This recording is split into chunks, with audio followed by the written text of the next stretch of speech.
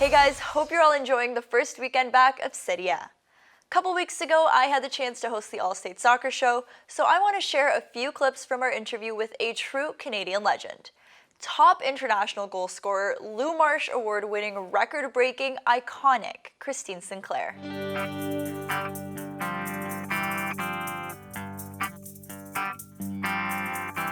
Christine, one of the biggest moments in Canadian soccer history was, of course, goal number 185.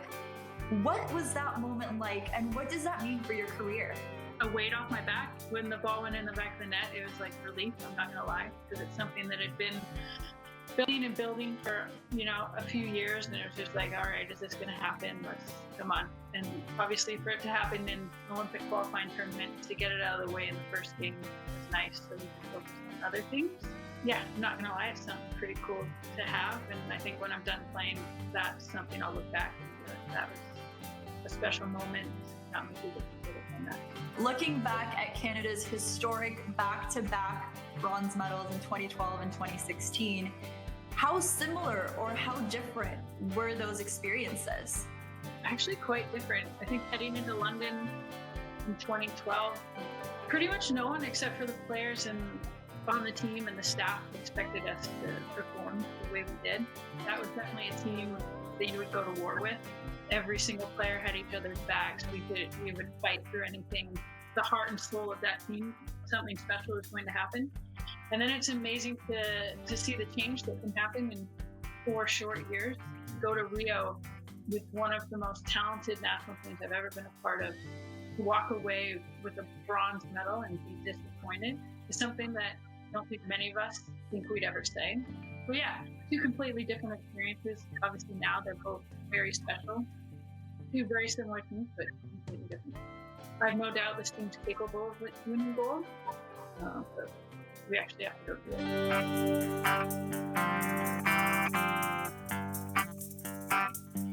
I think over the past 5 years, we've just seen an explosion in women's football around the world. And I think in Canada, the next step would be a professional environment.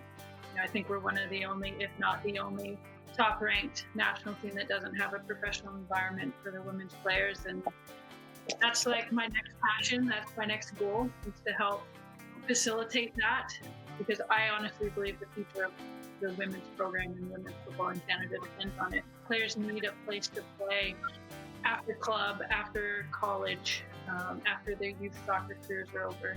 As a youngster, if you see it happening, you truly believe it can happen to you. Now it's time to go to the fan Q&A, so I'm just gonna have a quick look. Now, Christine, we have a question from Connor. He says, as a striker, how can I work on my finishing? Just kick it where the goalkeeper isn't, right, Karina? Honestly, for me, it's just all about reps. Getting in front of goal, trying to be as comfortable as possible in front of goal. Yeah, just ball striking as much as possible. I was a forward with Sink at the start of my career. I asked her that. I was like, how do you always score? It's amazing. And she's like, I put it where the goalkeeper isn't, and then walked off. I was like, this is the worst thing I've ever. It was so harsh. But like, that wasn't a joke advice. She means it. I think a technique, but it literally is about understanding your own technique and putting it where the goalkeeper isn't. It's that basic. What advice would you give your 10-year-old self about making it in soccer? My advice would probably be more to like my 25, 26, 27-year-old self, where it's just like, relax a little bit, like enjoy the moments more. Yeah, probably take a few more moments and enjoy how fortunate I am and how fortunate I've been to be able to like travel this amazing world. How difficult was it to get into the mindset of having to play as if it were a practice game? Unfortunately, as female athletes, there's been moments where we play in front of 5, 10 fans.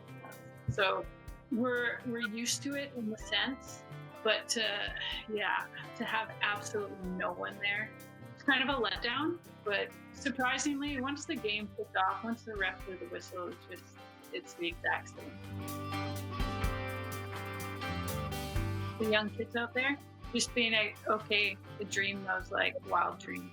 We're like living proof that sometimes those wild dreams that you have as a kid come true. It takes a lot of work and sacrifice, but sometimes they do come true. So dream those crazy, wild dreams and go after them. Thanks to the All-State Soccer Show for hosting an incredible event. Don't forget to go to tln.ca/soccer to sign up for the TLN Goal Club and get weekly schedule updates and exclusive Serie content.